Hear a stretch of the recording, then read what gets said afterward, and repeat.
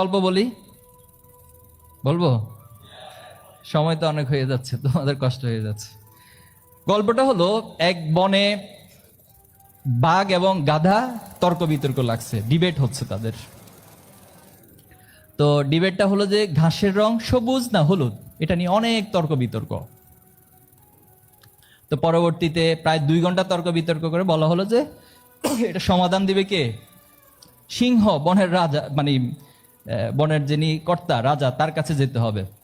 তো বাঘ এবং গাধা সিংহের কাছে আসলো। মহারাজ, একটা বিচার নিয়ে এসেছি। কি বিচার? বিচারটা হলো যে গাধা বলতেছে যে বাঘ বলতেছে ঘাসের রং সবুজ, কিন্তু আমি বলতেছি ঘাসের রং হলুদ। এখন আপনিই বলেন ঘাসের রং কি?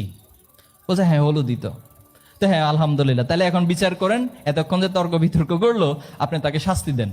তো বাঘকে বলা হলো যে তোমার শাস্তি হলো তুমি আগামী 2 মাস কোনো ধরনের গর্জন দিতে পারো। বাঘ কিন্তু গর্জন করে, তোমার 2 মাস গর্জন দেওয়া বন্ধ।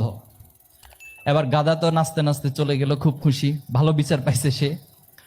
এবার বাঘ বলতেছে, মহারাজ আপনি এটা কি বিচার করলেন? আপনি কি জানেন না ঘাসের রং সবুজ? অবশ্যই আমি জানি ঘাসের রং সবুজ। আপনার পরে আরো কয়েকজনকে ডাকেন, তারা বলুক ঘাসের রং কি সবুজ। তো তাহলে আপনি আমার প্রতি অবিচার কেন করলেন? বললো যে তুমি একটা গাধার সাথে 2 ঘন্টা সময় নষ্ট করছো, ঘাসের রং সবুজ না হলুদ, এজন্য তোমাকে আগামী 2 মাস কোনো গর্জন দেয়া বন্ধ করে দিছে। এজন্য আমাদের সমাজেও বিভিন্ন জন অহেতুক নিজের কোনো কর্মসূচি নেই, কোনো এজেন্ডা নাই, সারাদিন শুধু সংবাদ সম্মেলন করবে। 10 মিনিট বক্তব্যের মধ্যে 9.5 মিনিট হচ্ছে এটা সেটা আরেকজনের সমালোচনা করে সময় কাটায়।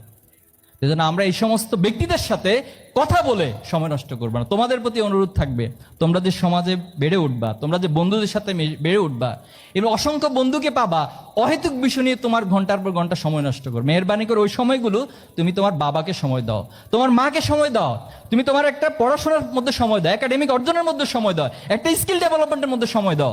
দেখবে এটা তোমাকে সামনের দিন অনেক দূরে গিয়ে নিয়ে যাবে।